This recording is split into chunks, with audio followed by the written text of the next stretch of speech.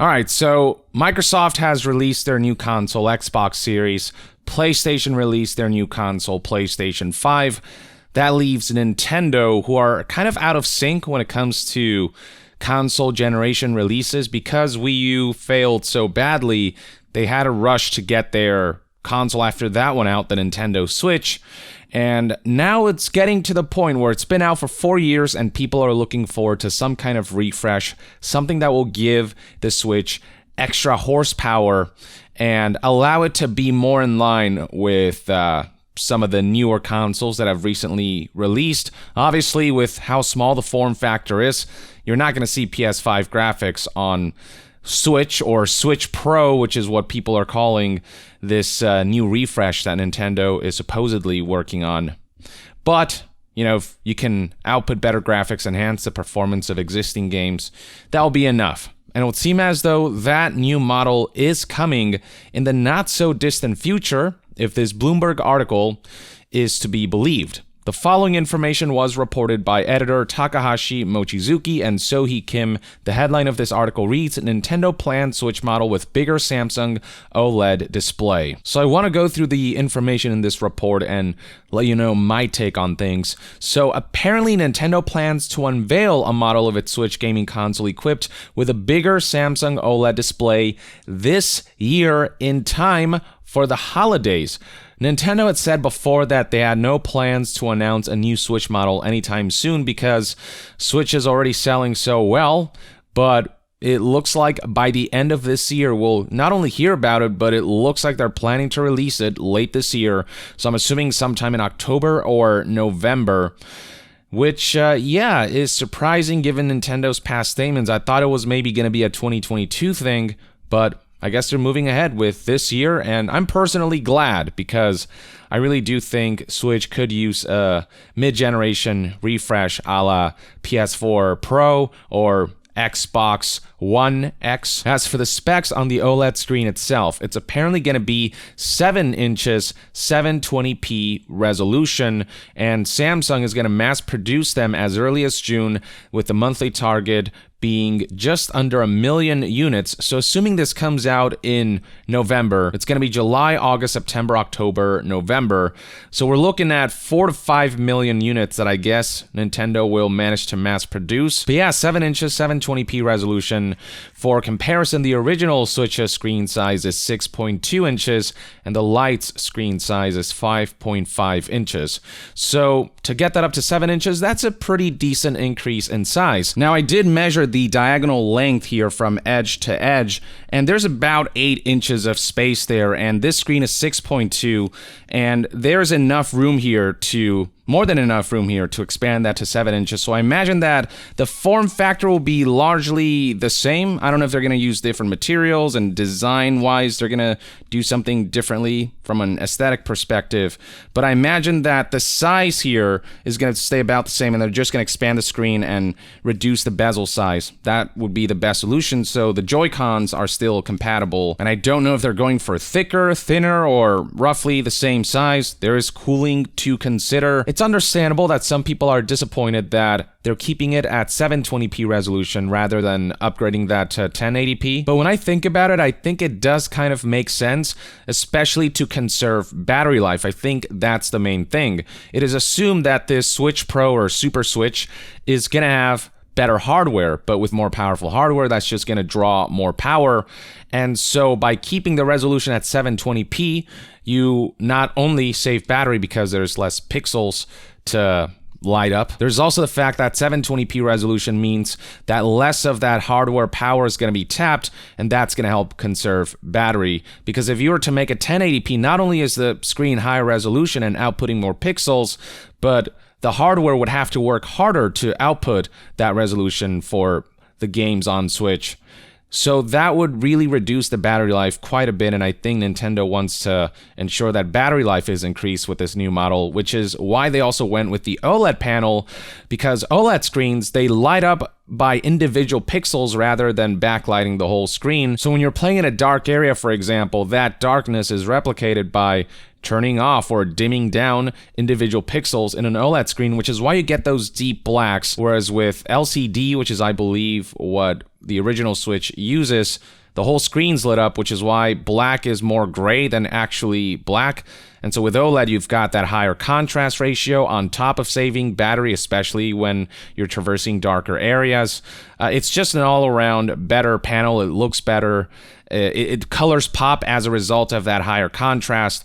It is a good decision to go with this. And so combine the battery that's going to be saved because of the usage of the OLED screen and them keeping the resolution at 720 instead of getting that up to 1080. The hope is that battery life will be pretty damn good, hopefully even better than the Switch Lite, which did increase the battery from the original Switch, not by a whole lot, not astronomically, but a decent amount. Hopefully the Switch Pro will mark another step up in that department. But I totally get it if you're a little disappointed that it's not 1080. At the same time, though, as much as I would have loved that too, when I really think about it logistically, it makes more sense that they keep it at 720p for portability. Battery life of a device is a huge aspect of whether it's actually portable, and so we'll see how battery life turns out. Oh, and here's a quote from Yoshio Tamura, co-founder of display consultancy DSCC, highlighting the advantages of OLED, talking about how it consumes less battery, offers higher contrast, and something I forgot to mention, possibly faster response time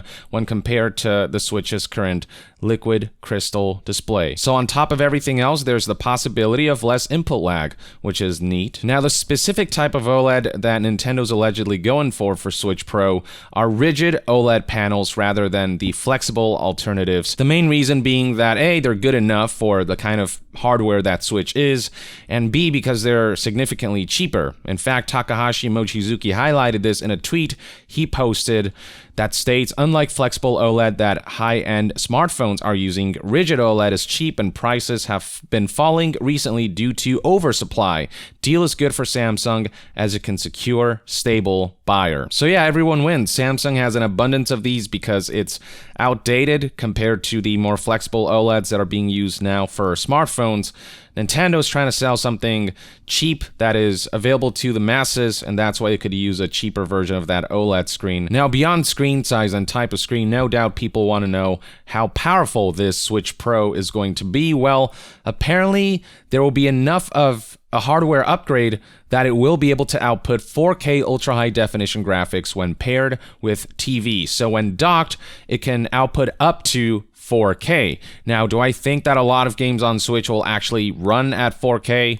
No, not the AAA ones. Now, if your game has an art style that isn't super graphically demanding, then maybe, but I surmise that most games will cap out at 1080p tops. It's kind of like how PS5 and Xbox Series tout how they can output up to 8K 120 frames per second. We all know no game is ever going to actually reach those heights unless the graphics are very simple or graphically not very demanding. But that's okay, I'll take any sort of hardware upgrade, especially if it means better performance, which is what's more important to me versus resolution. I'll take 60 FPS any day of the week, and if this hardware upgrade will allow me to play games like Breath of the Wild and the upcoming Monster Hunter Rise at 60 FPS but at a lower resolution, I'm fine with that. Allow people to choose between performance and fidelity mode. But yeah, the fact that Nintendo is pursuing 4K with this new Switch model likely means that we are going to see some kind of upgrade of components. Much like with PS4 to PS4 Pro or Xbox One to Xbox One X,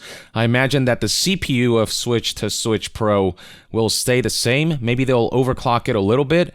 Where I imagine a lot of the enhancements will come from is an upgrade in the GPU and this Tegra architecture. Something else that people are hopeful for is that Switch will come with some kind of DLSS implementation, which is AI upscaling. A great example of how that works is Cyberpunk 2077. Turn DLSS off and on, and you can see a huge difference in performance with not a whole lot of sacrifice in visual fidelity.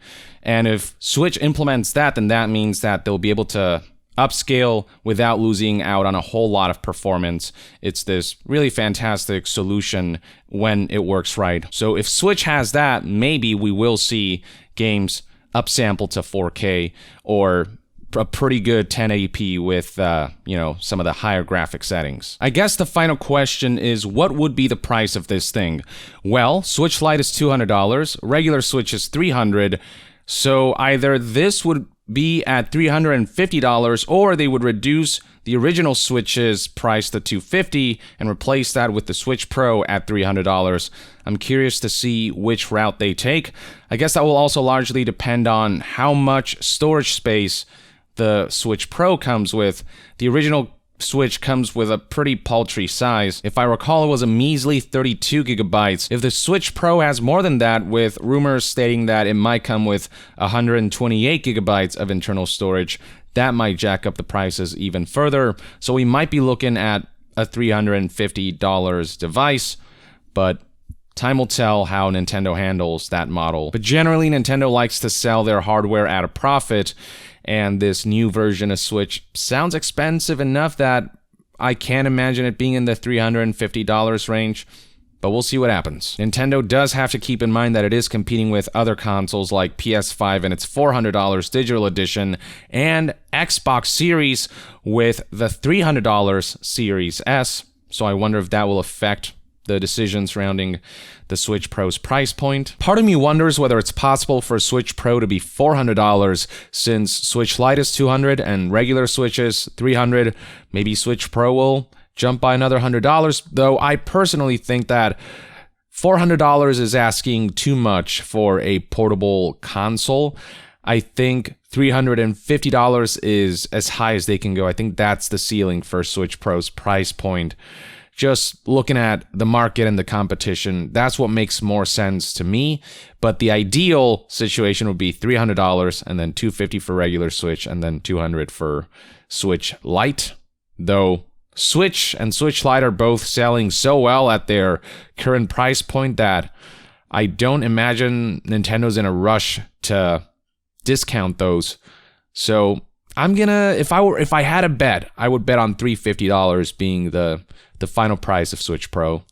But we'll see. For now, though, this is everything we know about the Switch Pro. Apparently, it's coming out late this year, and I'll be sure to do as much coverage on it as I can. Until then, let me know in the comments below what your thoughts and opinions are on the Switch Pro information presented by Bloomberg here. And to be further updated on all things gaming news, reviews, and discussions, stay tuned right here on Young Yeah. I'll see you guys next time. Young out.